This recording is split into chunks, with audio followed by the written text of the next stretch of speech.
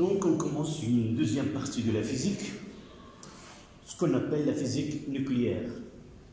Après avoir étudié les ondes, qu'elles soient mécaniques ou lumineuses, on entame la deuxième partie, c'est la physique nucléaire. Évidemment, vous voyez l'adjectif, c'est nucléaire, c'est relatif au noyau. Donc les transformations que subit le noyau, on n'a pas eu le temps d'étudier le noyau et les transformations que peut subir ce noyau. Maintenant, à la physique nucléaire, on s'intéressera au noyau de l'atome, évidemment, sa stabilité et aussi quand est-ce que ce noyau n'est pas stable et quelles sont les conséquences qu'on peut avoir à la suite de cette instabilité du noyau. Donc on commencera par un en chiffres romains, stabilité et non-stabilité du noyau. Donc un en chiffres romains, stabilité et non-stabilité du noyau.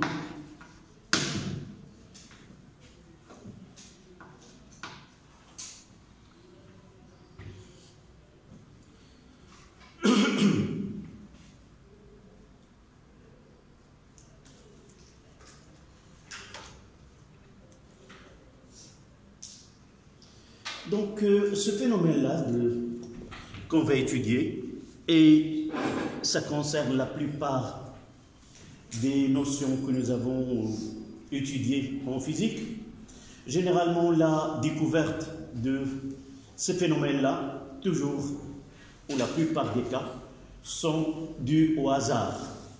C'est-à-dire, on ne cherchait pas à connaître un tel phénomène, mais des remarques, des observations ont pu amener à ces phénomènes-là. Parmi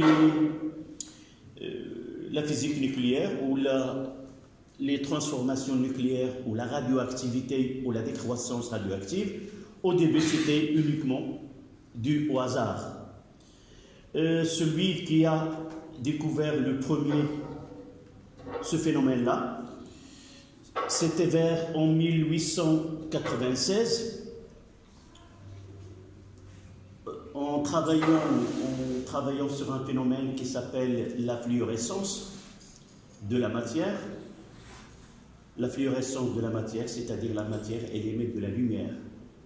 Peut-être vous avez pu voir tsbih, مثلا, fadlam, essayez de le voir. Et l'effet d'une matière qui emmagasine de l'énergie sous forme de lumière, et lorsque il y a de l'obscurité, cette matière-là émet de la lumière. Aussi dans les horloges anciennes, où les numéros sont écrits par une matière, on peut voir l'heure à l'obscurité. Donc, c'était, j'ai dit, en 1896 par Henri Becquerel. En ouvrant un tiroir de son bureau, il a constaté qu'une plaque photographique a été soumise à l'action d'une lumière. Et il a dit que aussi cette matière qui était un sel d'uranium. Il y avait de l'uranium dans cette matière-là. Il a essayé de faire isoler cette matière qui est un sel d'uranium en le mettant dans une boîte. Il ne peut pas recevoir de la lumière parce qu'il travaillait quoi? Exposer une matière à la lumière et par la suite, dans l'obscurité, on voit. Et il a arrivé à la conclusion que uniquement cette matière, il absorbe de la lumière et il l'émet par la suite. qu'est-ce qu'il a fait à cette sel d'uranium? Il a essayé de l'isoler et de ne pas l'exposer à la lumière afin que, arrivé à la conclusion, évidemment, cette matière-là aussi, il subit le phénomène de la phosphorescence et il doit être inclus évidemment dans cette matière. Il a été étonné lorsqu'il a observé que ce phénomène persiste, même si on a isolé cette matière de la lumière. Donc, il a il a dit que cette matière-là, il donne des radiations, et de là naît le mot la radioactivité. Cette matière-là, elle émet des radiations. Donc, le phénomène observé, c'est la radioactivité.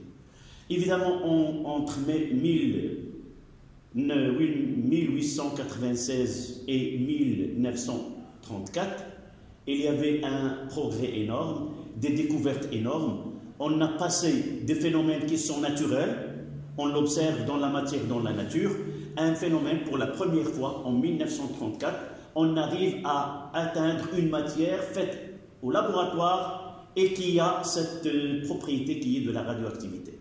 Ce qu'on appelle la radioactivité artificielle, de la naturelle à l'artificielle. Donc, la question, évidemment, on a fait tout ce travail sans voir vraiment quelle était la cause de ce phénomène-là.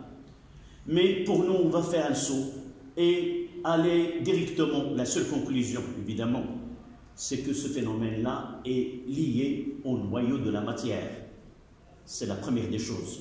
Donc, quelque chose se produit dans le noyau de la matière et de là est né ce phénomène qu'on appelle des transformations nucléaires, c'est-à-dire quelque chose se produit dans le noyau de la matière, de l'atome, et par la suite, il génère ces activités radioactives. C'est pour cela qu'on va commencer par d'abord connaître le noyau et comment il est stable, quelles sont les forces que donne cette stabilité à ces noyaux. On connaît plus de 3000 noyaux. La majorité des noyaux sont stables. On va voir qu'est-ce que ça veut dire stable et qu'est-ce que ça veut dire instable. D'accord? Donc, 1-1, on commence par les constituants du noyau. 1-1, constituants du noyau.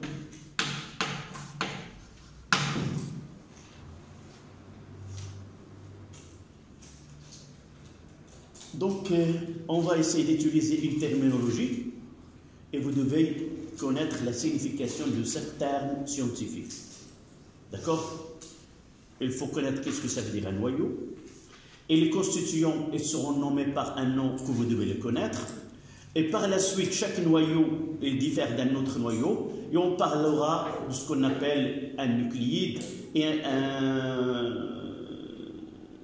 isotope et autres termes qu'on va utiliser en physique nucléaire.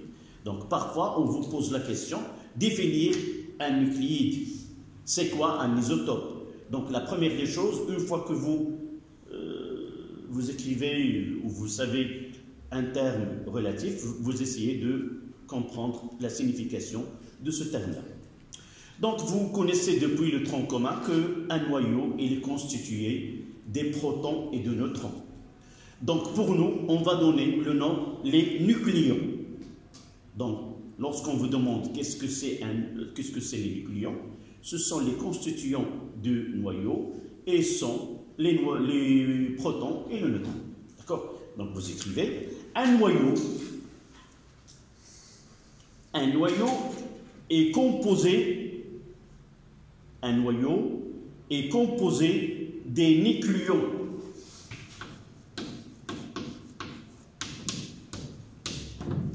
Un noyau est composé des nucléons. Deux points. Les protons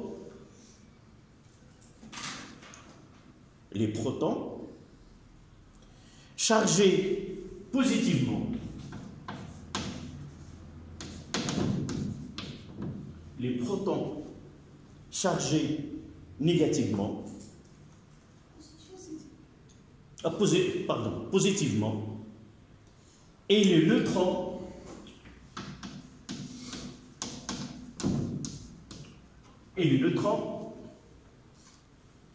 des particules neutres.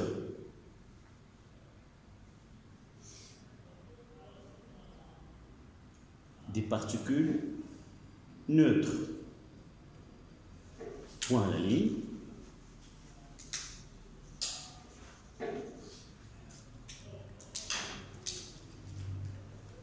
En raison de charges électriques positives des protons, en raison des charges positives des protons, ils se repoussent.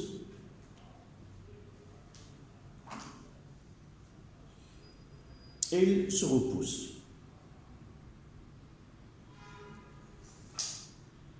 Évidemment, n'écrivez pas ce que vous connaissez jusqu'à maintenant.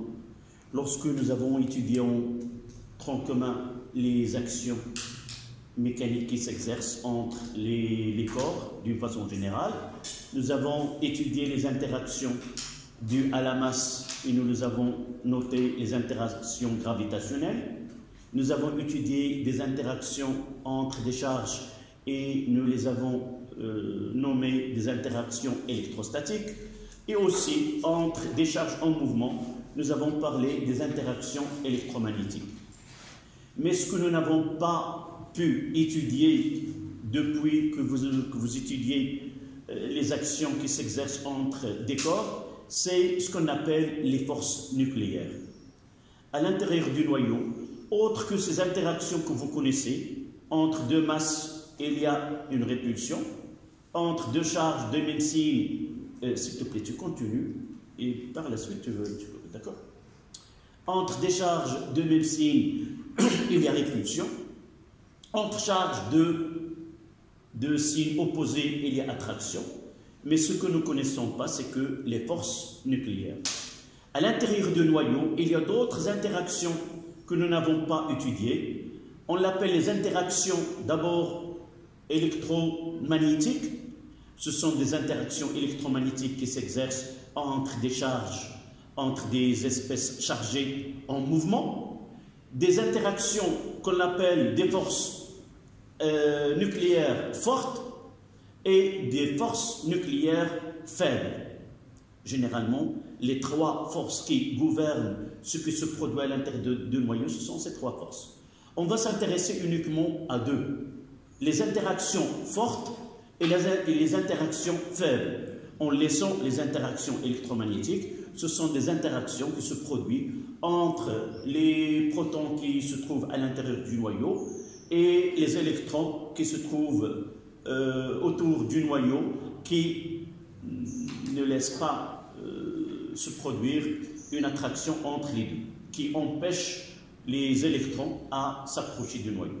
Donc, les interactions fortes et les interactions faibles. On ne va pas donner l'expression de ces forces, tout simplement. Ces forces, ces interactions fortes n'ont rien à voir avec les charges. Donc, il se produit entre ces particules qui constituent le noyau et sont des forces attractives.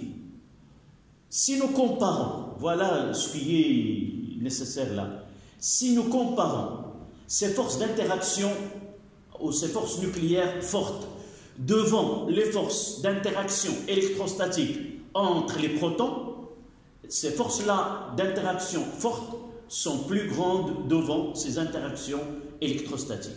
Ça veut dire qu'il y a des forces.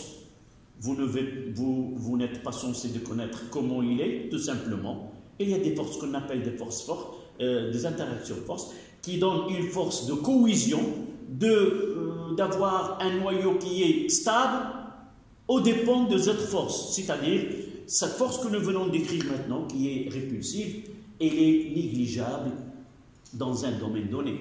Elle est négligeable devant ces forces d'interaction nucléaire. D'accord?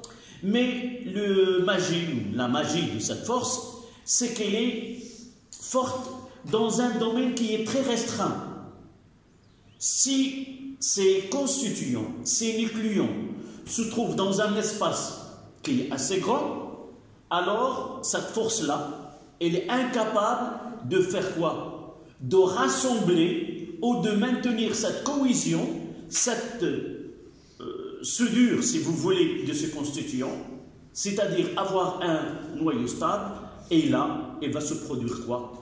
Ce qu'on appelle des transformations nucléaires. Alors là, le noyau, il va, dans ce cas-là, il est instable, il va se diriger vers un état qui est stable. Cet état qui est instable, c'est de minimiser l'énergie de ce noyau. Et par la suite, on va voir des interactions entre ces particules et donner ce qu'on appelle la radioactivité ou des transformations nucléaires. J'ai parlé de l'interaction nucléaire forte. Alors lorsque cette interaction forte est incapable de faire cette cohésion du noyau, elle va intervenir quoi? La force des interactions nucléaires faibles. Et c'est elle qui va mener le noyau vers un état qui est stable et donner des activités qu'on va les nommer soit alpha, soit bêta, soit gamma. Bêta plus ou bêta moins. De telle façon que ces transformations, elle va ramener ces noyaux à un état stable. C'est pour cela que nous avons parlé un noyau stable dans des conditions bien définies. Et la plupart des noyaux sont stables, mais certains noyaux, quelques dizaines de noyaux, alors ces noyaux-là, ils vont se diriger vers un état plus stable. Et cette transformation qui va les ramener à un état stable, c'est l'objectif ou l'objet de cette leçon. D'accord? Donc, vous mettez, nous avons dit que se repousse. Donc, vous continuez. En présence de neutrons, en présence des neutrons, la cohésion est assurée. La cohésion est assurée par des interactions nucléaires fortes. Est assurée par des interactions. Oui.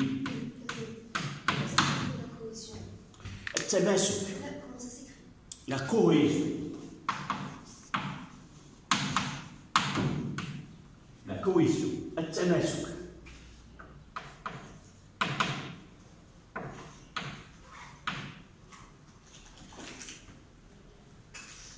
Les interactions sont التأثيرات النووية القوية. Des interactions nucléaires fortes.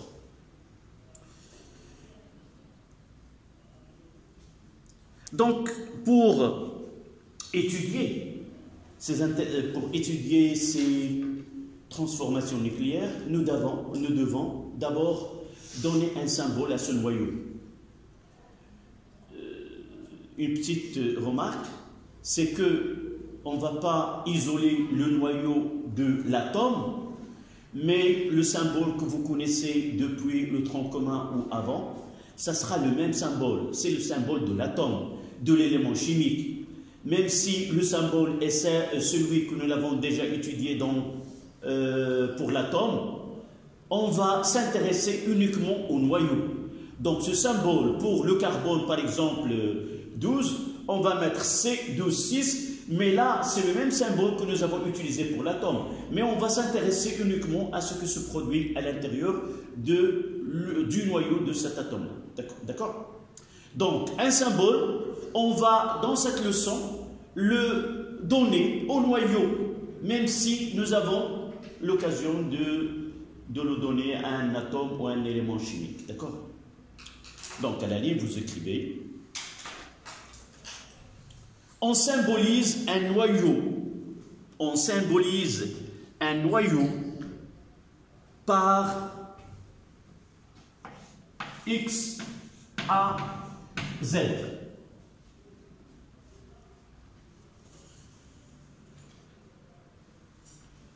C'est quoi A, si vous vous rappelez? Oui, c'est le nombre de protons et de neutrons ou le nombre de masses. On va lui donner. Donc A, le nombre de masses. De quoi? La somme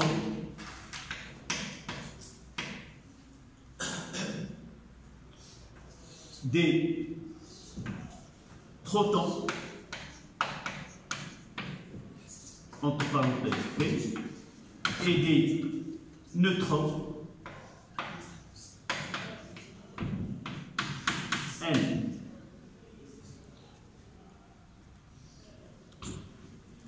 Et de là, on mettra A est égal à P plus N, le nombre de protons et le nombre de neutrons.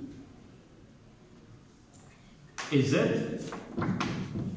le nombre de protons ou le nombre de charges. Le nombre de masse est la somme de quoi?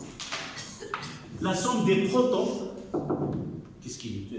C'est pour toi que je relis. Qu'est-ce que ça veut dire la somme? La somme, le majmoul. C'est écrit X O N E. Oui, la somme de ZE. A est égal à P plus N. Donc Z, c'est le nombre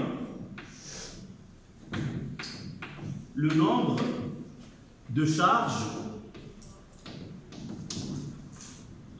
et c'est le nombre de protons.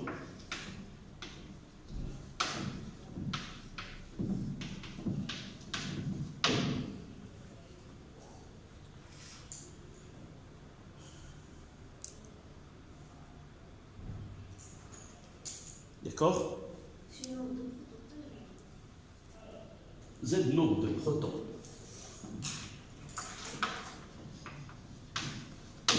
On prendra un exemple. Le carbone 12. On prendra et un autre, on fera un petit tableau. Le cuivre c'est 63,28.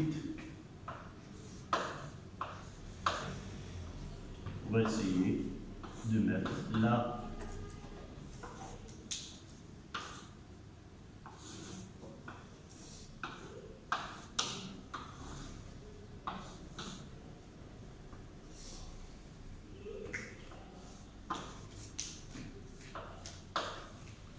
Là, je dis 63. Là, c'est P et là, c'est N. Là, c'est 6, 28.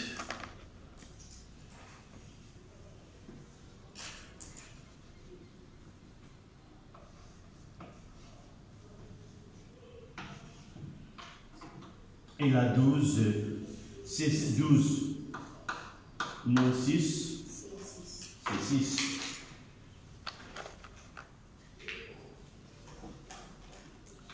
Et là, c'est 63 moins 28. Combien? 35. 34, 63. Là, c'est 29. Ce que j'ai fait, c'est 29. Là, c'est 29. C'est 34. Voilà. Tu changes aussi le nombre de. Oui, là c'est.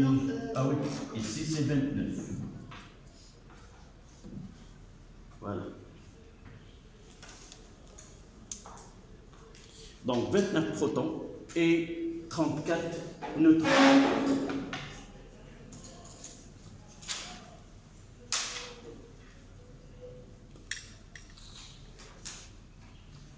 Donc on passe à 1,2. Les nucléides.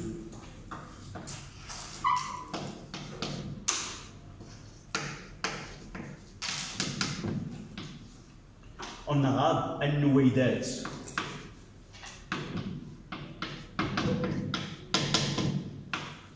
Al-nuwaydat.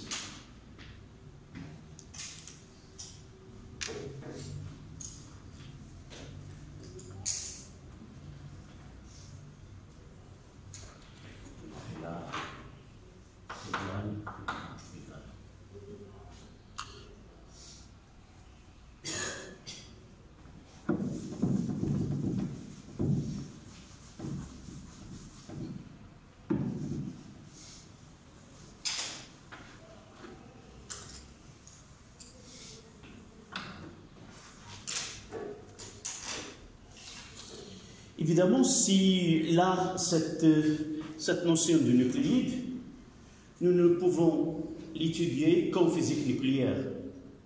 Parce que, avant ce que vous avez étudié en tronc commun ou autre, vous n'avez pas eu l'occasion d'étudier les nucléides. Pourquoi?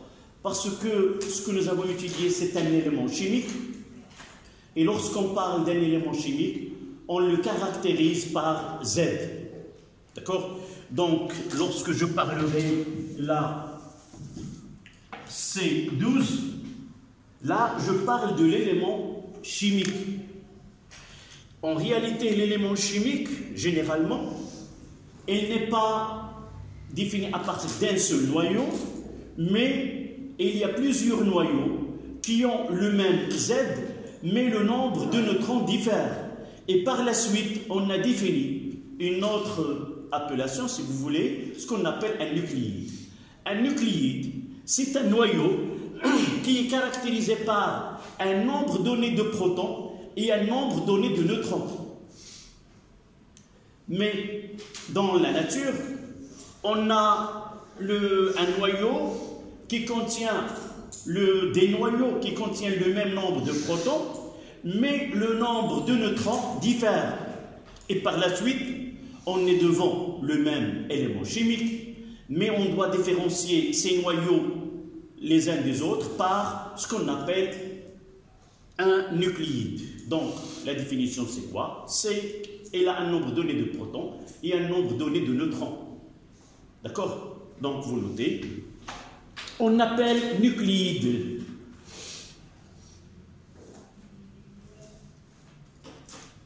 On appelle nucléide tout noyau caractérisé,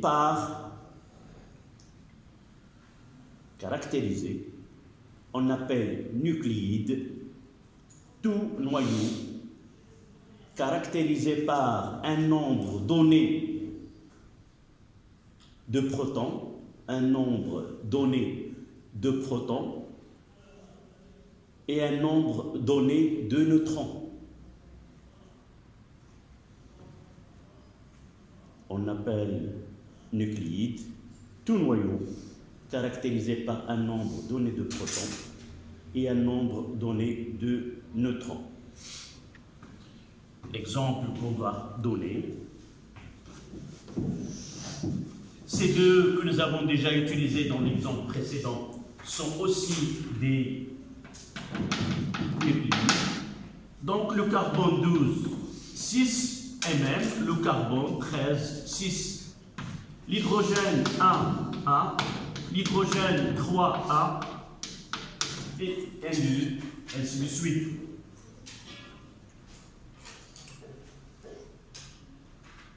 D'accord? De point de vue physique nucléaire, ces deux noyaux ne sont pas identiques. Mais pour vous, vous avez déjà étudié qu'on parle du carbone qui a le nombre Z est égal à 6, mais on définit sa masse molaire dans le tableau. Mais en physique nucléaire, il y a une différence. Même il y a un autre qui est H2A. D'accord?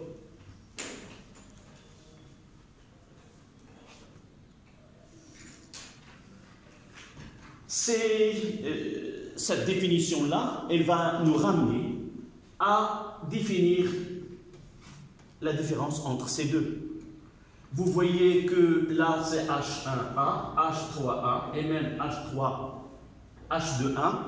ce sont trois noyaux différents. Et par la suite, il y a ce qui est semblable entre les trois, c'est Z. Dans les trois cas, on a Z, elle est la même. Mais il diffère par A. Et s'il diffère par A, ça veut dire qu'il diffère par quoi? Par le nombre de neutrons. Donc là, on va donner une définition à certains noyaux qui ont le même Z, mais ils diffèrent par le nombre de neutrons dans le noyau. Ces nucléides, les isotopes. Donc on passe à 1.3. Les isotopes.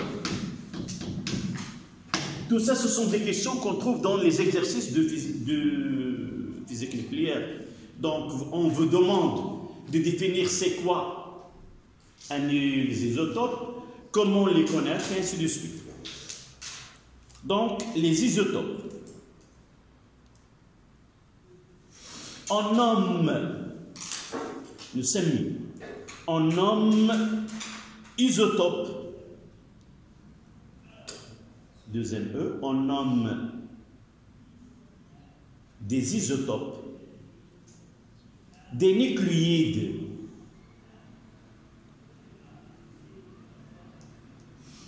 qui ont le même nombre de protons,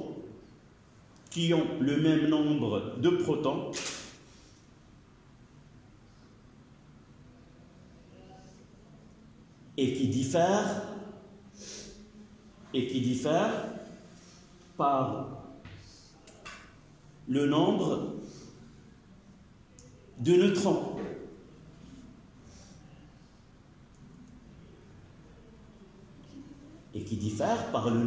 de neutrons. Entre parenthèses, ça veut dire quoi, d'une autre manière? Il diffère par le nombre de nucléons, il diffère par A. Vous ouvrez la parenthèse. C'est-à-dire, il diffère par le nombre de nucléons A. C'est-à-dire, il diffère par le nombre de nucléons A majuscule. Et vous prenez comme exemple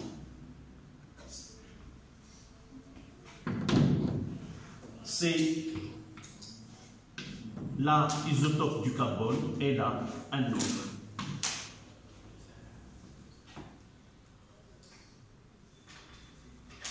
Si nous prenons un petit tableau, là X à Z, on mettra H1, 1, H2, 1 et H3, 1.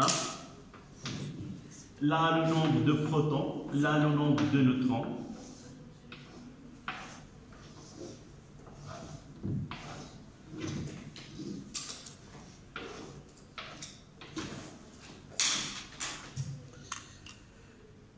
Donnez-moi pour le H11, oui. Le proton, c'est 1. C'est 1. Dans toutes les phases. Et le nombre de neutrons? C'est 1 constant. Dans la première. Non. Quelle est la relation? Comment peut-on obtenir? Là, nous avons A est égal à P plus N. Donc, N est égal à A moins P. C'est 0. Donc, le noyau de HA1 ne contient aucun neutron. Là, donc là, c'est 1 et le neutron 1. De même, 1 et là, 2. Et vous voyez, ils diffèrent, ce sont des isotopes, ils diffèrent par le nombre de neutrons dans le noyau.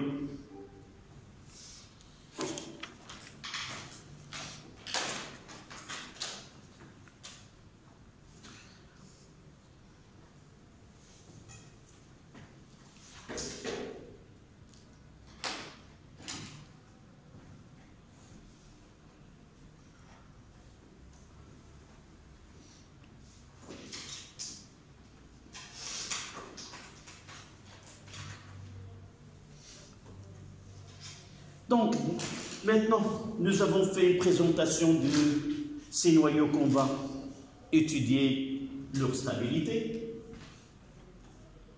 Ce sont la partie de terminologie.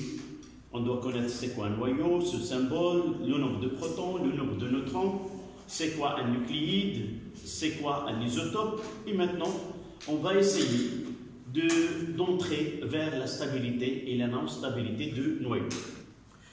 Avant de parler de la stabilité, on parlera d'abord de la densité de la matière nucléaire.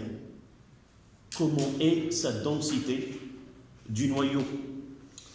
Donc le point suivant c'est 1,4. Densité de la matière nucléaire.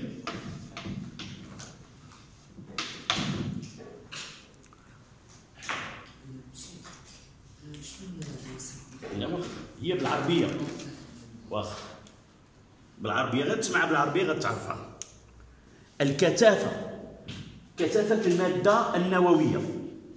قريتي في الاجتماعيات الكثافة السكانية. شنو هي الكثافة السكانية؟ نعم؟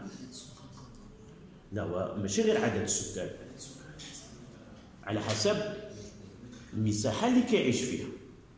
داكوغ؟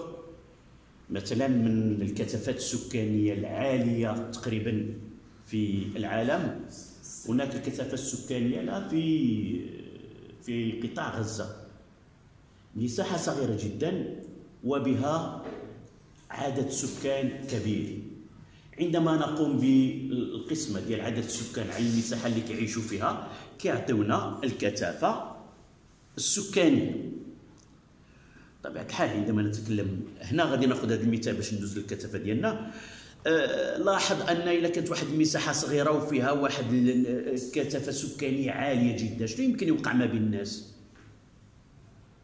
غير نشوفوا غير عمارة فيها كذا وما سميتو، راه غادي توقع مشاحنات وغادي تكون تفاعلات ما بين داك الناس اللي ساكنين تما.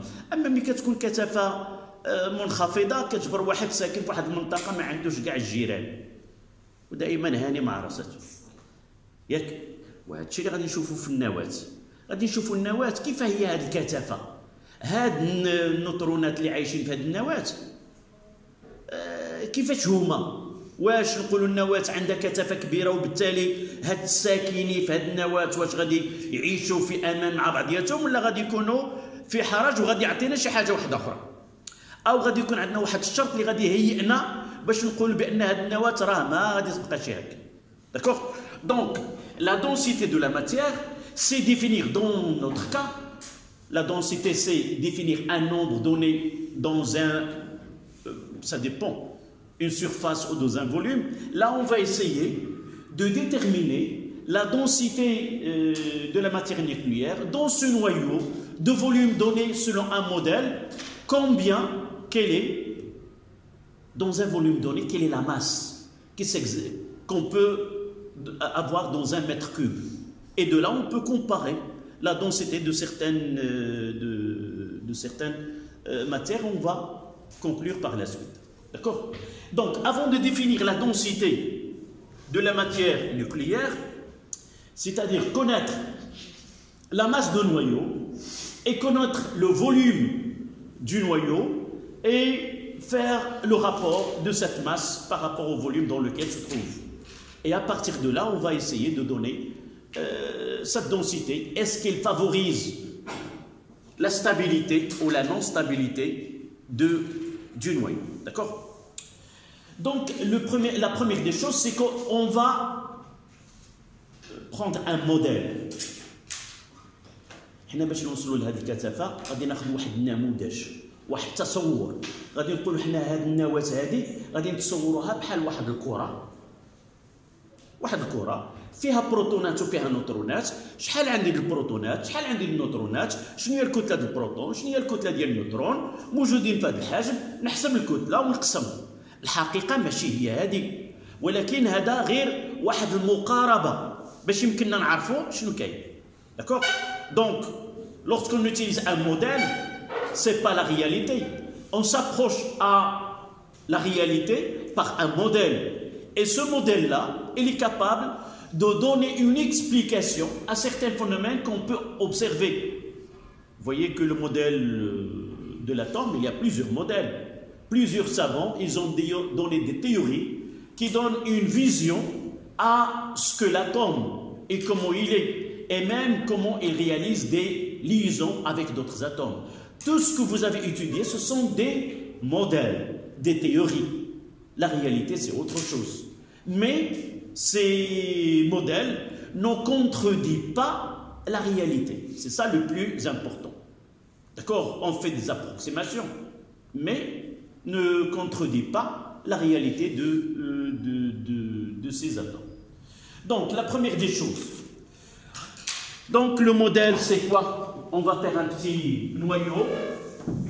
Vous écrivez avec une phrase. On prendra comme modèle.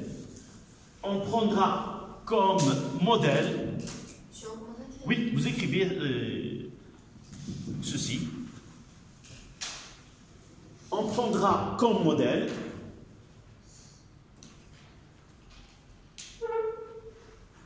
deux points. Le noyau est une sphère de rayon R. Le noyau est une sphère de rayon petit r dont le volume, DOLT, dont le volume V est égal à 4 tiers pi fois R à la puissance 3. Ça, c'est le volume d'une sphère dont le rayon est R. Oui. Le noyau est une sphère. Ça veut dire quoi? بأن النواة عبارة عن كرة ذات شعاع R. Donc le volume 4 tiers pi R3. Et dans ce modèle-là,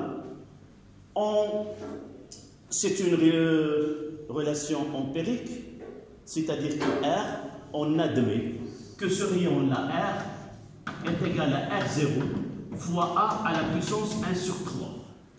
Ça veut dire que ce rayon-là, on montre mathématiquement que le rayon de n'importe quel noyau est une valeur R0 fois A, le nombre de nucléons à la puissance 1 sur 3. Si nous avons par exemple le carbone 12, on mettra R0, je vous donne la valeur de R0, 12 à la puissance 1 sur 3. D'accord? Et ainsi de suite. Donc là, c'est un modèle qui nous permet de connaître ce rayon-là. Donc de là, ce R0,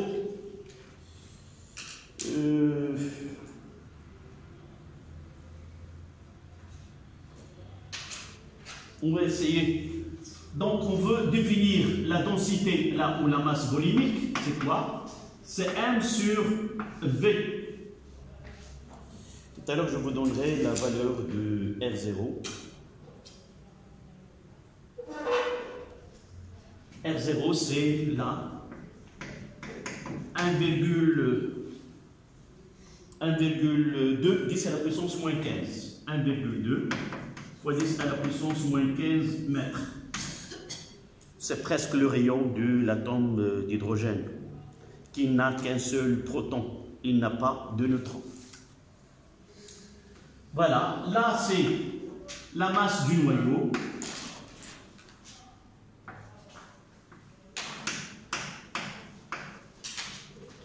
Et là, c'est le volume de noyau.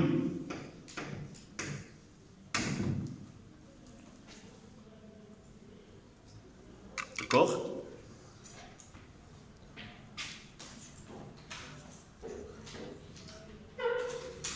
Donc, si nous essayons je mettrai un petit m ici, c'est la masse de noyau. Donc, donnez-moi la masse de noyau d'une façon générale. Elle est formée par combien de protons? C'est Z, M de protons, plus A moins Z, M de neutrons. Il est constitué de Z protons et de A moins Z neutrons. Une petite approximation, on va considérer, ce n'est pas la réalité, que la masse de neutrons est sensiblement égale à la masse de protons. uniquement pour simplifier l'étude. Mais en réalité, il y a une légère différence entre les deux masses. Ce qui nous donne là, c'est la masse, on aura uniquement A fois M de protons, qui est égal à A fois M de neutrons. C'est la même chose. On termine cette densité et on prendra 5 minutes. D'accord? Donc, je remplace donc ρ. Ρ est égal. C'est A fois la masse de protons sur 4 tiers pi fois R 0 à la puissance 3 fois A à la puissance 1 sur 3 à la puissance 3. J'ai remplacé R par cette valeur-là. Et la masse de protons, on prendra M de P, sensiblement égal à 1,77 moins 27 kg. R0, c'est déjà donné. Dans le cas de, si nous essayons de, là le A, il va se simplifier. A à la puissance 1 sur 3 à la puissance 3, c'est A. Et on aura ρ est égal à 1,77 moins 27 sur 4 tiers 3,14 fois 1,2 fois 10 moins 15 à la puissance 3. Je vous donne la valeur, c'est presque 2 fois 10 à la puissance 17. Rho, c'est 2 10 à la puissance 17 kg mètre moins 3. Et vous voyez que c'est une matière qui est dense. Vous prenez 5 minutes et on continue juste après.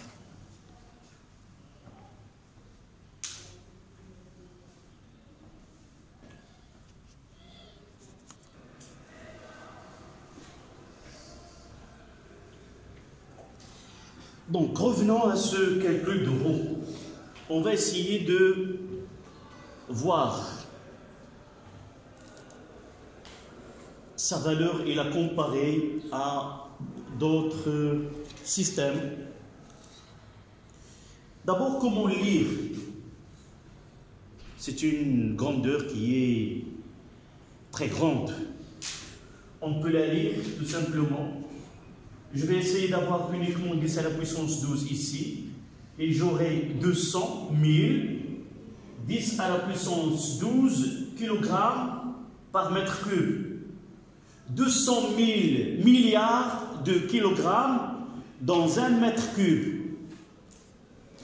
Ce que vous arrivez à imaginer. Dans un mètre cube, c'est-à-dire un mètre, une surface là en paillasse, 1, 2, 3, 4, 5, là voilà 1 mètre, et voilà 1 mètre. Et pour une hauteur de 1 mètre, on va mettre à l'intérieur de ce cube-là, de volume 1 mètre carré, 200 000 milliards de kilogrammes. Donc c'est une densité qui est énorme. On ne peut pas l'imaginer. Si on vous donne par exemple la masse volimique, là je parle de densité, et la masse volimique c'est la valeur qu'on peut. Nous avons ρ sur ρ0, mais on peut parler de la masse volimique. Pour comparer tout simplement, à votre avis, quelle est la plus grande? La masse volimique de la Terre ou celle du noyau? La masse volimique de la Terre, on peut calculer la masse volimique d'une planète, par exemple la Terre, sa valeur est 5,51 10 à la puissance 3 kg par mètre cube. Si je prends ρ de la Terre est égal à 5,51 10 à la puissance 3 kg mètre moins 3. J'ai ici des valeurs pour la planète Mars, c'est 3,93 10 à la puissance 3 kg par mètre cube. Donc, cette densité ou cette masse volimique du noyau, elle est énorme. Donc, j'ai parlé tout à l'heure la relation entre la densité et la stabilité. Donc, le noyau, il est quoi? Il est prêt à être généralement instable. De fait de rassembler une telle masse dans un volume aussi petit, donc généralement, ces noyaux ont tendance à être déstabilisés du fait de ce phénomène. Donc vous mettez une phrase. La densité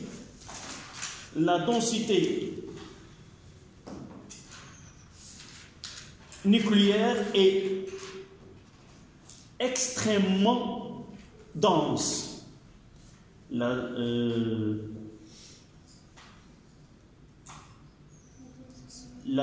J'ai dit la densité. La densité nucléaire est extrêmement dense. Extrêmement.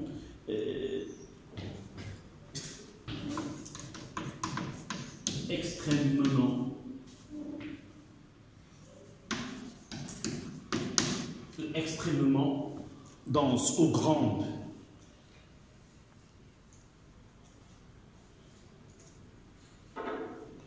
On passe à 1.5, la stabilité des noyaux. Stabilité des noyaux.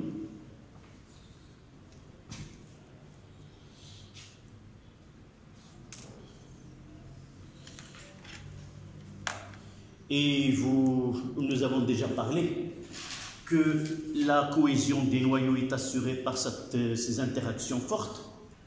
Et d'après le calcul de la densité ou la masse volumique de la matière nucléaire, on dira que malgré cette force qui assure la cohésion et le maintenant d'un noyau qui est solidaire, certains noyaux ont tendance à être instables. Ils vont réaliser ce qu'on appelle des intégrations ou des activités qui mènent à la stabilité du noyau. Donc vous mettez, malgré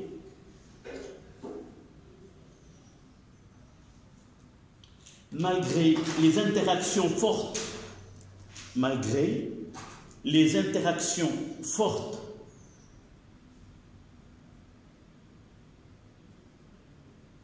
qui assurent la stabilité du noyau,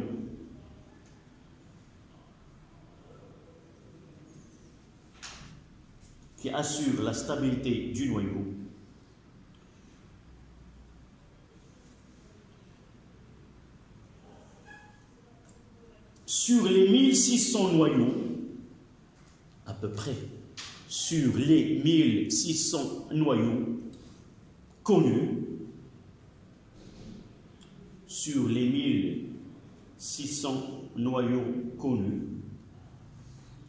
n'oublions pas que ces 1600, il y en a un seul élément, il a plusieurs isotopes. D'accord? C'est pour cela que le nombre de noyaux il est assez grand, parce qu'il y a plusieurs isotopes pour chaque élément. Seuls 260 noyaux stables. Seuls 260 noyaux stables. Seuls 260 noyaux stables. Les autres se désintègrent.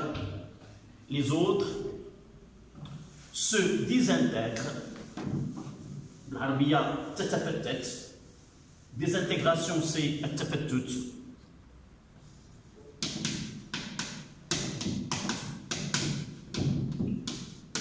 Les autres se désintègrent.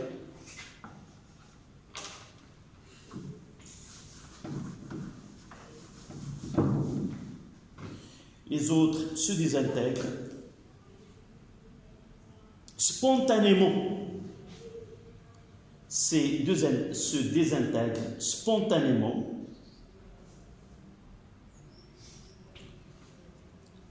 plus ou moins rapidement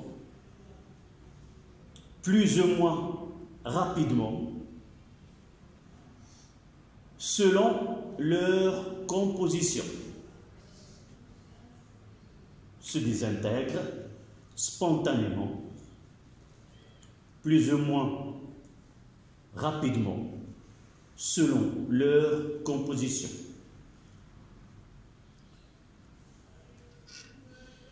بمعنى آخر أن هناك وجود تقريبا ما يفوق أو حوالي 1600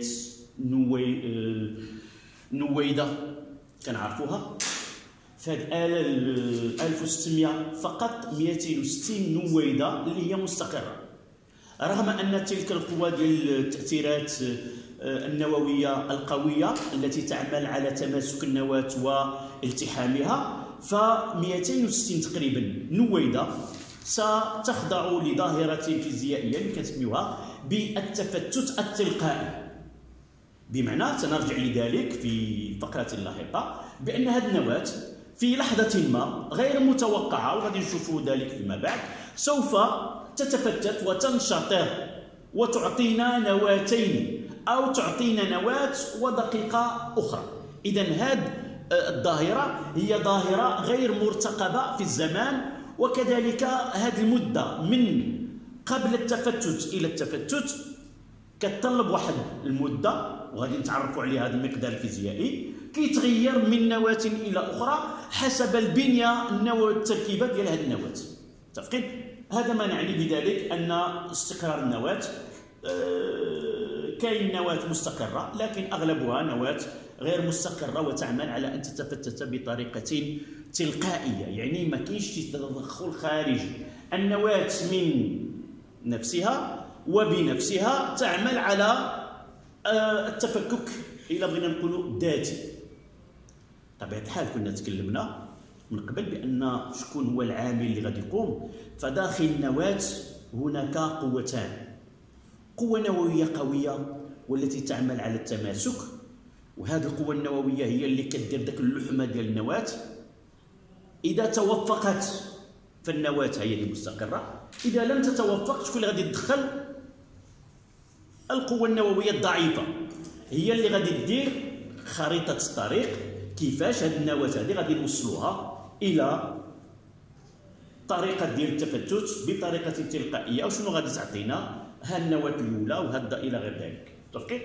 بحال شي شركة غادية، هي دي غادية يمكن أنها تمشي، وملي كتوصل لمرحلة الإفلاس شنو كدوز؟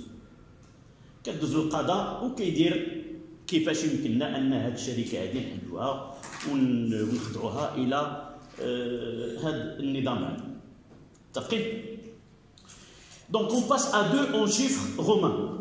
دابا حنا وصلنا للمرحلة أننا لا يهمنا النواة المستقرة. هذا الدرس هذا ما عندنا غرض بالنواة المستقرة.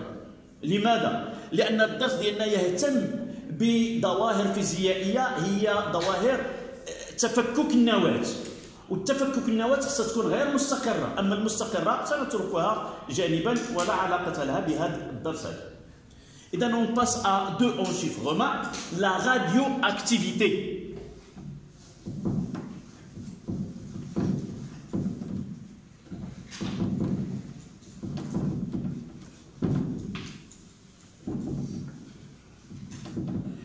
De la radioactivité. بالعربية النشاط الإشعاعي.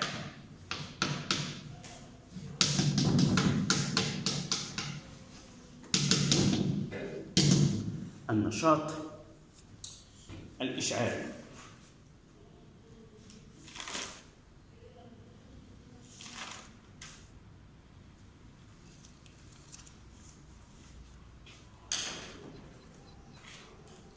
Donc on va définir de 1 définition.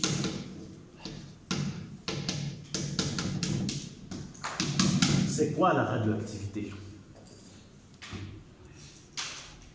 Donc, comme j'ai dit tout à l'heure, ce phénomène-là a été découvert par hasard par Henri Becquerel. C'est vers 1896, lorsqu'il a constaté une activité d'un sel d'uranium sur une plaque photographique. Donc, on va revenir à l'actuel et dire que la radioactivité, النشاط الإشعاعي، هو عبارة عن تحول نووي. فالنواة سوف تتحول بطريقة تلقائية نحو حالة دابا الآن غادي نتكلموا على أن الاستقرار، فدائما النواة اللي هي مستقرة فستحافظ على التركيب ديال النواة كيف هي، عدد البروتونات عدد النيوترونات غادي يبقاو نفسهم، والنواة اللي غير مستقرة غادي تعمل على الوصول إلى حالة مستقرة، حيث سوف تأخذ عدد من البروتونات وعدد من النيوترونات جديد أو أحدهما دون الآخر لكي تكون في حالة استقرار. هذا هو الهدف ديال هذه الأنشطة الإشعاعية. Donc, la radioactivité, c'est une transformation qui s'effectue à l'échelle du noyau. De telle façon, il se produit une désintégration du noyau de telle façon à aboutir à un noyau qui est stable. Et ça dépend de ce noyau qu'on peut avoir une activité ou une radioactivité bien donnée. Généralement, il y en a l'activité alpha, l'activité bêta, et il y a bêta moins et bêta plus, et l'activité gamma. Ce sont les 4 transformations nucléaires que peut subir un noyau pour passer d'un noyau qui est instable à un noyau plus stable, où évidemment il peut suivre cette transformation, plusieurs transformations. À la fin de cette série de transformations, on aboutira à un élément qui est stable. Il ne présentera par la suite aucune activité radioactive. إذن هذه التحولات النووية كتنقلنا من واحد النواة غير مستقرة إلى نواة أكثر استقرار لكن ماشي مستقرة، وهذه النواة أكثر استقرار سوف إلى بغينا نقولها تكرر نفس النشاط على أن تمر عبر مجموعة من التحولات إلى الوصول إلى ما سنسميه بالنواة المستقرة. وهذا الأب والولد في هذه السلسلة هذه كنسميوها بالعائلة أو بالفصيلة المشعة. بحال واحد الشجرة، عندي واحد الإنسان كيدير ولادو، ولادو كيدير ولادو إلى غير ذلك، فهناك هذا الانطلاق هذا كنسميوه بالفصيلة المشعة أو لا فامي راديواكتيف. متفقين؟ إذا نعطيو on donne la définition de la radioactivité. La radioactivité est une transformation naturelle. La radioactivité est une transformation naturelle. Ça veut dire quoi? Elle se fait dans la nature, sans intervention extérieure, sans qu'il se fait dans un laboratoire. Évidemment, on verra par la suite qu'on peut mettre le même procédé dans le laboratoire. Mais généralement, on étudie là des transformations qui sont naturelles. Donc, une transformation naturelle est spontanée. ظاهرة طبيعية وتلقائية. Une transformation naturelle est spontanée et imprévisible. Imprévisible.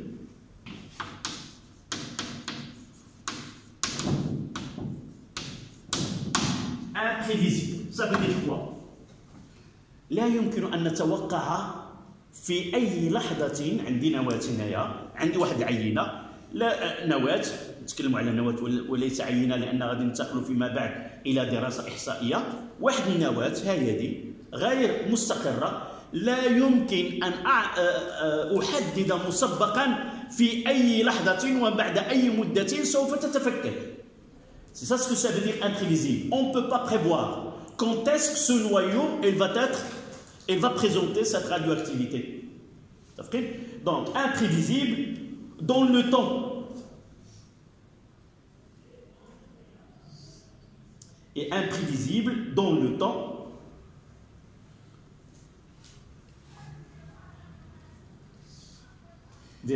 Imprévisible dans le temps, au cours de laquelle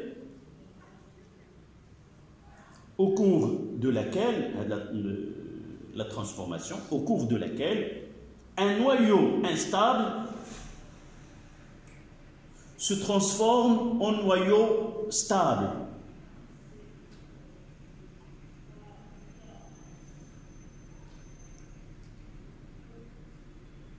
Point à la ligne.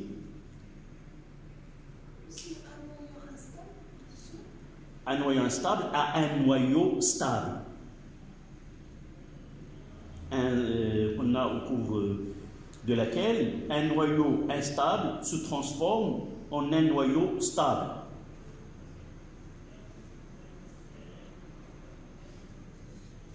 Point à la ligne.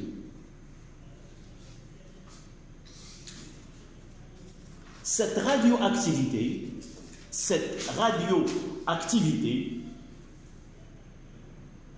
est accompagnée, cette radioactivité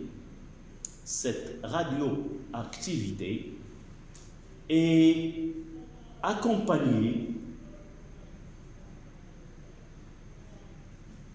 par émission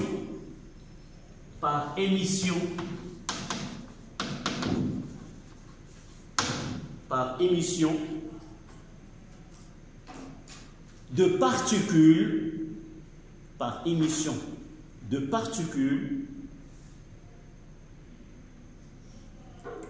ou d'un rayonnement électromagnétique, par des particules ou un rayonnement électromagnétique. Point à la ligne, si vous pouvez changer de stylo, parce qu'on veut demander de définir qu'est-ce qu'un noyau radioactif. À la ligne.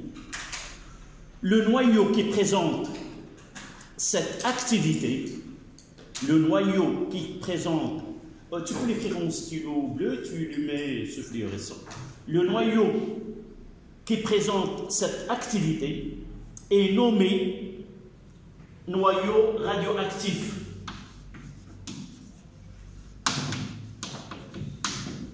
Est nommé radioactif.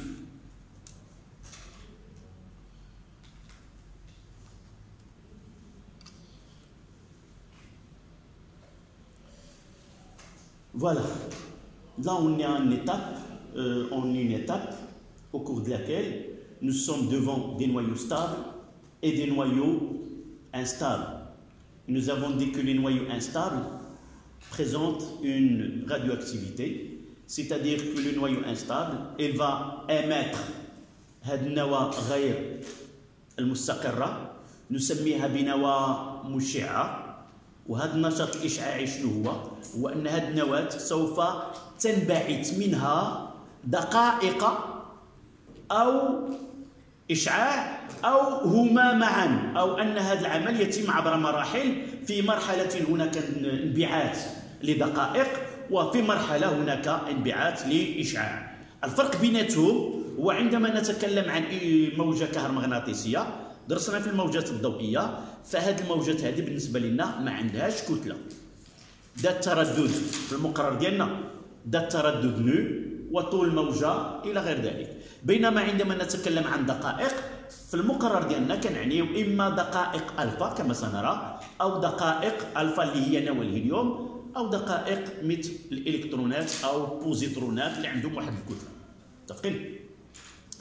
Donc, on a deux diagrammes NZ, ou le diagramme de Segre.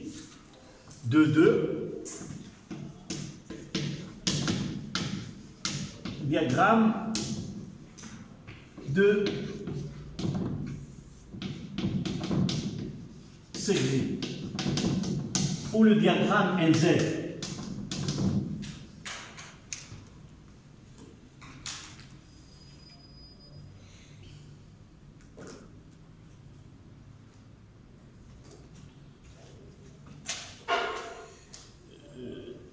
Quel était l'objet, ce travail-là qui a été fait par ce savant qui est Segre? L'idée de ce travail, c'était quoi? Il a essayé de faire ce qu'on appelle une carte. Dans un repère, si vous voulez, N et Z. Voilà ce qu'il a fait. Là, c'est N et là, c'est Z. Et il a l'idée de placer les noyaux que nous connaissons ou qu'ils connaissent à son époque. Donc, un noyau, par exemple, j'ai ici la 20, 40, 60 et ainsi de suite. La 20, 40, 60, et ainsi de suite. Elle a positionné les noyaux que nous connaissons dans ce graphe-là. Et qu'est-ce qu'elle a constaté? Elle a essayé d'étudier ces noyaux qui étaient sur cette carte-là. D'abord, il y a presque 3 parties. Il y a la partie où le nombre n, le nombre z est inférieur à 20. Et il y a une partie dans laquelle je vais essayer de faire, on vous donne jamais de tracer ce diagramme-là, mais il faut l'interpréter. Alors, lorsque on a positionné les noyaux que nous connaissons ici, nous avons pu mettre en évidence, d'abord, il y a là une droite où n est égal à z. Nous avons constaté que dans cette partie-là, ce qui se trouve sur cette partie de la droite, on a constaté que ce sont des noyaux qui sont stables. D'accord? Donc là, on va essayer de faire le schéma, ce que nous avons constaté. Par la suite, on va essayer d'interpréter et donner une explication. Donc, juste après, il a constaté que ces noyaux qui sont là, ce sont la partie qui contient des noyaux qui sont stables. La réalité, l'idée était simple, mais l'interprétation qui était par la suite importante. Donc, est-ce que vous comprenez ce travail-là? السيد هذا شنو دار؟ خدا واحد المعلم ودار لنا عدد النيوترونات وهنا عدد البروتونات، ومشى الجدول ديال العناصر او ديال النويدات اللي عارفين في ذاك الوقت، وبدا كيقول اللي عندها واحد هنايا، اللي عندها كذا الى غير ذلك. وهذه العلامات اللي كتشوفوا زائد هما نواه، مثلا هذه راه عندها ان ديالها وعندها زد ديالها، متفقين؟ بحال واحد المزيف، بحال واحد الزليجات درناهم هنا. علاش انا ليميتيت بهذا الخضر؟ هو منين جا وشاف داك العناصر اللي في الطبيعه مستقره جبرها كتوجد هكذا. وشنو قال؟ قال بان هذه هي المنطقه الاستقرار. صافي؟ وهذه النواه اللي موجوده في المنطقه هذه لا تنتج اي نشاط اشعاعي. Donc, lorsque nous avons identifié ces noyaux qui se trouvent dans cette partie-là, on a constaté que ce noyau ne présente aucune radioactivité. On a nommé cette zone, c'est la zone de stabilité. D'accord? Et les noyaux qui se trouvent à l'extérieur, là,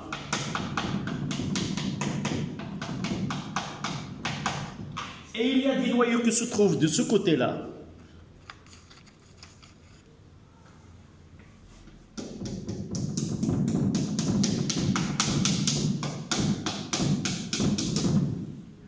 À votre avis, comment ces noyaux en bleu et le noyau en jaune, comment ils sont? Instables. Parce que la stabilité, c'est là la zone de stabilité. Donc, ceux qui se trouvent à l'extérieur de cette zone sont instables. Et là, il a constaté que pour ces noyaux-là, ils présentent des activités radioactives et ces deux, ils présentent de radioactivité.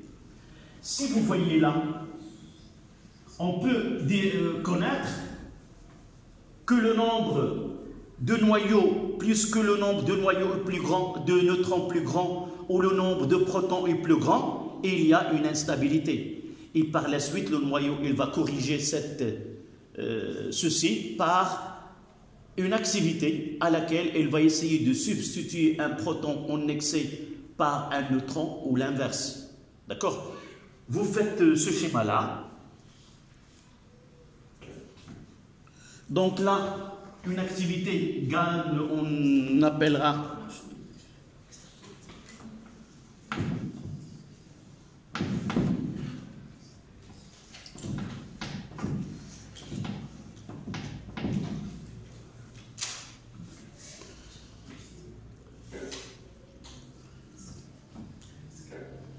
Dans cette partie où Z est supérieur à 83, là, il présente une activité alpha.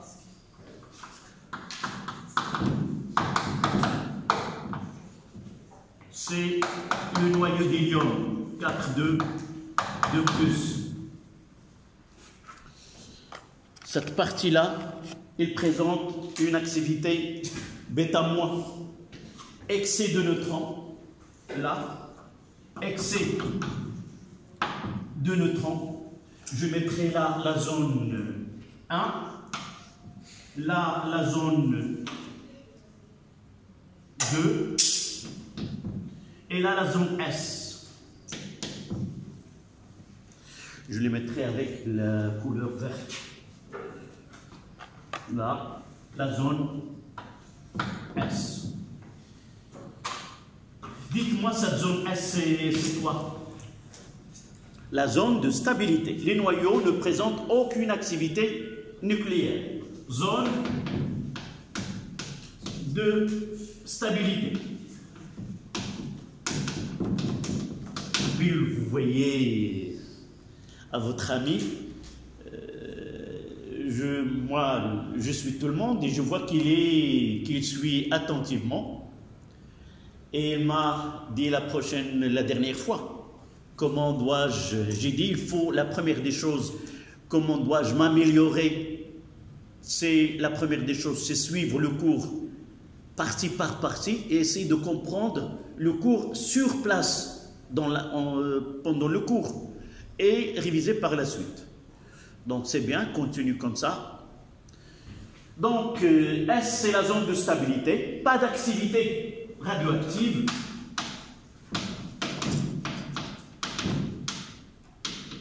Pas d'activité radioactive.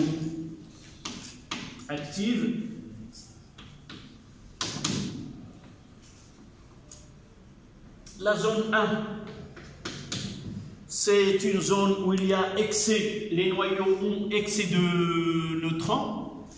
Zone où les noyaux ont un excès de neutrons. On va voir par la suite, il présente une radioactivité bêta-.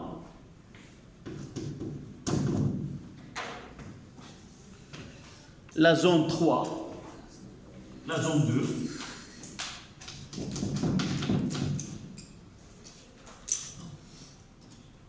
zone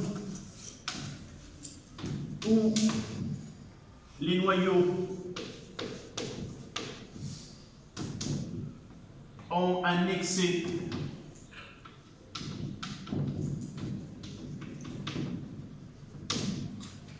de protons. Donc, ils présenteront une activité bêta+. Et dans cette zone-là, je l'ai écrit, où Z est supérieur à 83, les noyaux présentent une activité alpha. C'est l'émission des noyaux de l'hélium. L'hélium He, pas d'électrons, ça veut dire que de plus. Donc la particule alpha, c'est une particule qui est chargée positivement.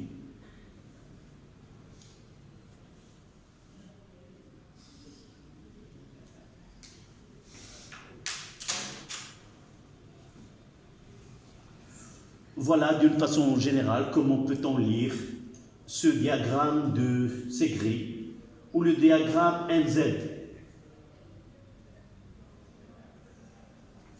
J'ai dit, dans ce diagramme, nous avons des noyaux que je n'ai pas schématisés. On peut voir, Inch'Allah, dans un exercice sur lequel on positionne certains noyaux. D'accord ?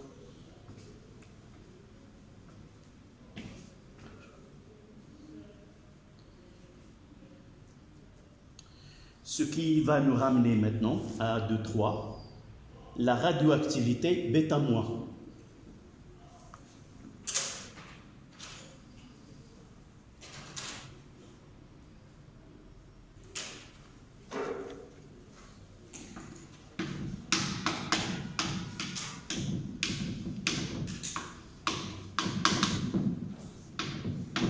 La radioactivité bêta-.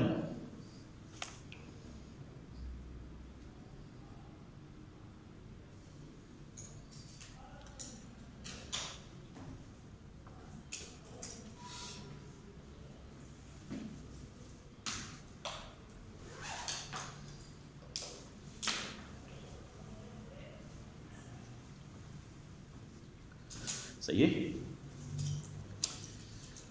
Donc, là, on est à une étape où les savants qui s'intéressent à ce phénomène-là, ils sont maintenant sûrs que cette radioactivité qui est naturelle et spontanée est accompagnée par l'émission de certaines particules. La première des choses, c'est que ces savants ne connaissent pas c'est quoi en réalité ce qui se produit. Ils ne connaissent ni le nom, ni la composition de ces particules ou de ces activités. Et vous voyez, c'est pourquoi elles portent le nom de alpha, bêta et gamma. Nous ne savons pas, leur nom. Maintenant oui, mais au début, ils ne savent plus. Mais ils savent que ces particules alpha peuvent être déviées par l'action d'un champ électrique ou dans un champ magnétique, et savent qu'il s'agit des particules qui sont chargées positivement. Donc ils ont donné des lettres A, B, alpha, bêta, avec les lettres grecques. Même, ce n'est pas la seule occasion où les savants ne connaissent pas ce qui est relatif à l'atome. Même dans les couches, vous connaissez que les couches, on l'appelle K, L, M, ainsi de suite. Les savants qui ont étudié ces couches dans lesquelles se répartissent les électrons, ils ne savent pas qu'il y a d'autres couches avant le K. Ils n'ont pas commencé par A, B, C, D, ainsi de suite. Ils ont commencé par quoi? Par K, L, M, en donnant la possibilité, si les savants qui viennent par la suite connaissent des couches qui sont avant, elles peuvent donner des lettres A, B, C, D, E, F, et ainsi de suite. C'est la même conception. Donc pour nous, la radioactivité bêta-, c'est tout simplement l'émission d'un électron. Un noyau, il va émettre un électron et il va faire une transformation nucléaire à l'intérieur. Est-ce que ça vous paraît normal qu'un noyau émet un électron?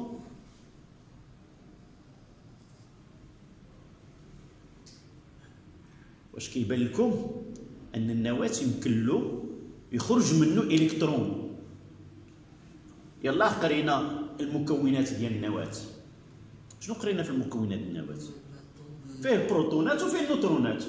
كيفاش يمكن يحدث يخرج الكترون من النواة؟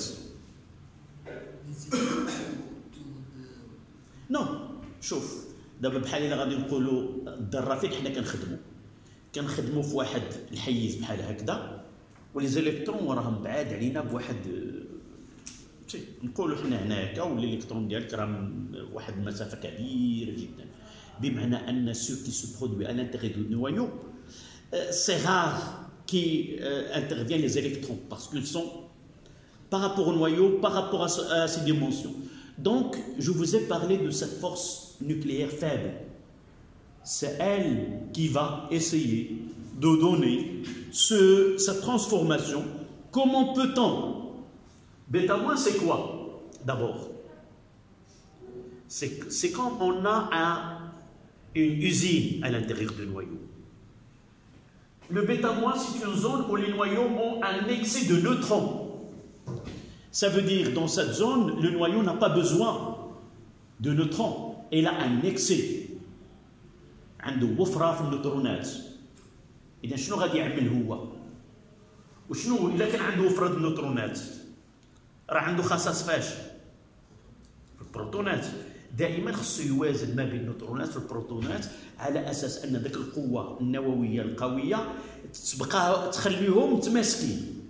ملي كيوقع عدد النيوترونات كثر من البروتونات ولا عدد البروتونات كثر من النيوترونات، هذه القوه هذه كيوقع خلل فيها، ما كتبقاش كتخدم، وبالتالي فرصه تعطى للقوه النوويه الضعيفه اللي غادي تقوم بهذا العمل. بحال واحد المعمل شنو غدير لنا؟ عندي بزاف نيوترونات، je vais convertir un neutron en proton et par la suite il va apparaître cet électron, on va le voir dans ce qu'on appelle l'équation phénoménologique. Généralement on appelle phénomène, c'est quelque chose qu'on n'arrive pas à concevoir d'une façon simple. Certaines choses, الظاهرة نسمي واحد الظاهرة هي حاجة اللي كتجينا ما كنقبلوهاش لأول وهلة. بحال دابا بالنسبة للإنسان كيشوف قوس قزح لأول مرة راه ما كتبغيش تدخل له للذهن ديالو أن ذاك الظاهرة هذيك احنا سميناها ظاهرة، سيت ان فينومين، وبالتالي حاجة عادية يكون ضد الشمس ما غادي تكونش، ما نقولش ظاهرة. الضوء ديال الشمس ما كيطرحليش شي تساؤلات. إذا هنايا غادي نقولوا بأن هذا النويو il a un excès de neutrons, il a un défaut, si vous voulez, de protons.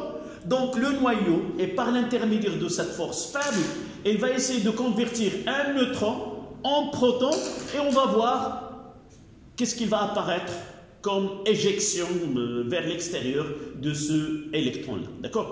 Vous écrivez. Ce sont des noyaux. Vous avez déjà écrit la radioactivité bêta-moi de 3. La radioactivité bêta-moi, ce sont des noyaux qui ont trop de neutrons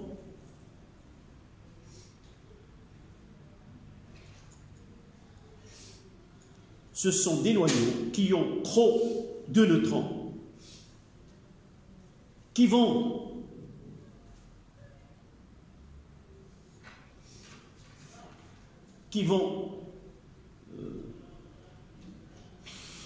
être soumis à une radioactivité bêta-moi, c'est-à-dire les noyaux,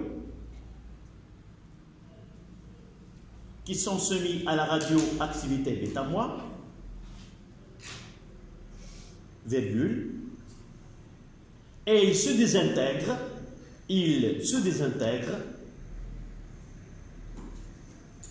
avec émission d'un électron.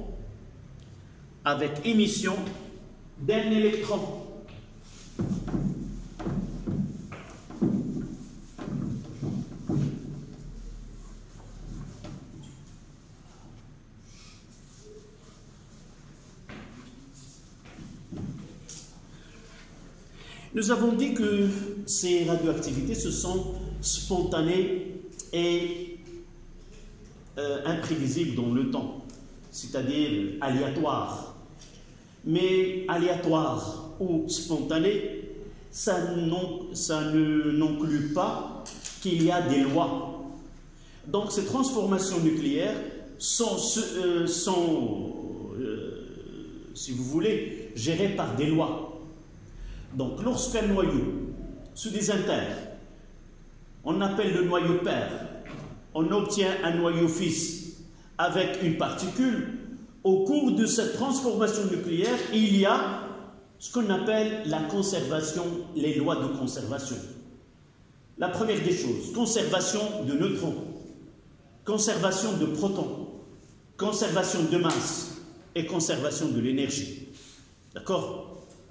Et c'est pour cela qu'on va écrire cette équation-là. Donc l'activité, si on prend x à z, donne y a' z' plus E0 moins 1. D'abord, n'écrivez pas, d'abord, pour mettre en exercice ces lois de conservation, ce qu'on appelle les lois de Soddy, ces lois, pour être faciles à appliquer, nous avons pris l'habitude ou la convention d'attribuer même à des particules qui ne sont pas de noyaux cette écriture AZ. قلت باش نطبقوا هذه قوانين الانحفاض لأن جميع التفاعلات راه حنا شفنا حتى في الكيمياء خلال التفاعلات الكيميائية كاين واحد الانحفاض ديال الكتلة. Donc dans une transformation, même s'il est nucléaire, il y a des lois de conservation. Parmi ces lois qu'on appelle les lois de Soddy, on ne donne que pour la conservation du nombre de neutrons, la conservation du nombre de protons avant et après.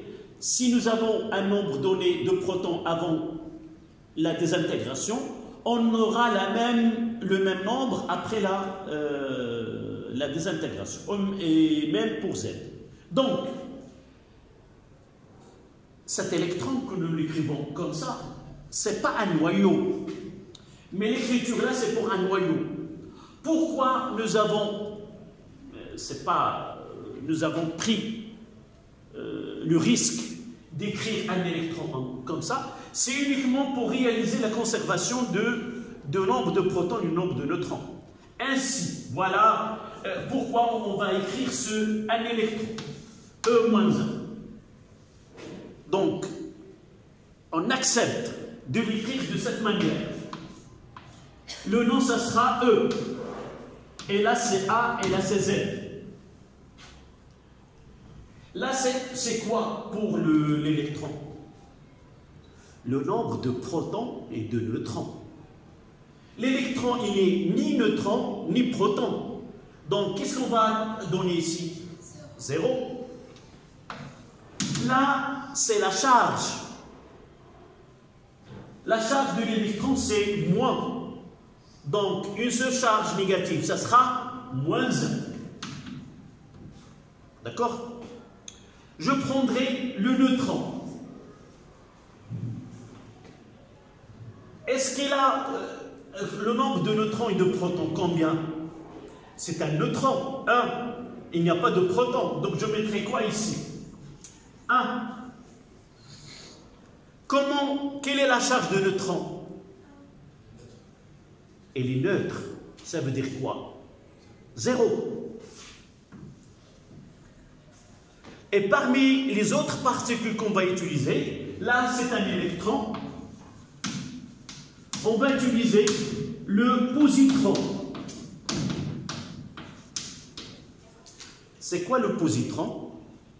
C'est l'antimatière, si vous voulez, de l'électron. Même masse, l'électron et le positron, ils ont même masse.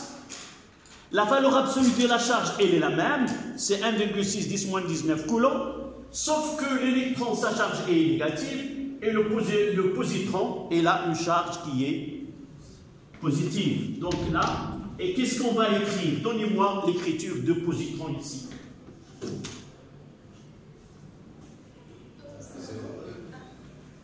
Ni proton, ni neutron, c'est 0. Là, la charge, c'est plus 1. D'accord? Donc, nous pouvons, ces trois particules, l'écrire sous forme de AZA. Même, on parlera de rayonnement gamma.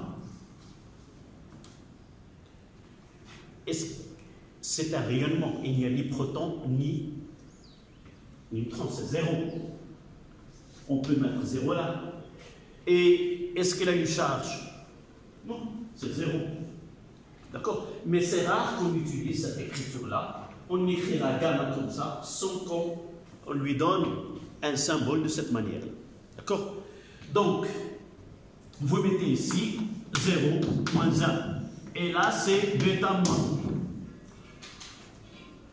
Là, c'est la radioactivité bêta moins. Oui, c'est bêta moins.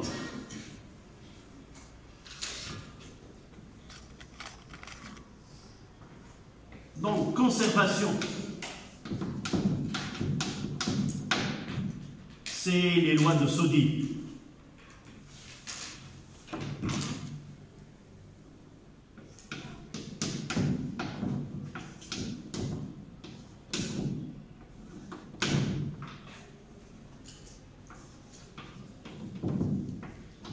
conservation de la masse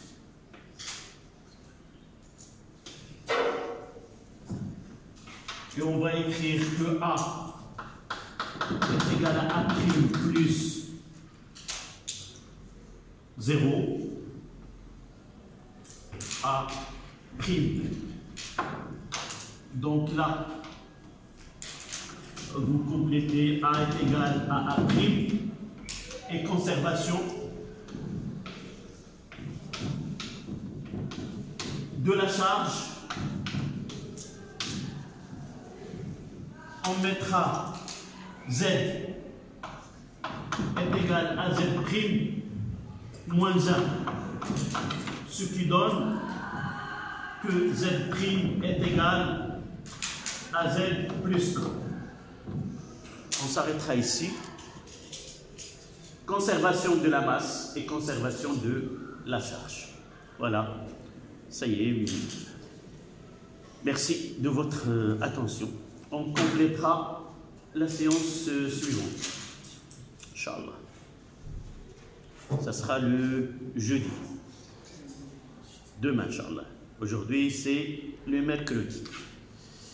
C'était le mercredi 23 novembre. Voilà.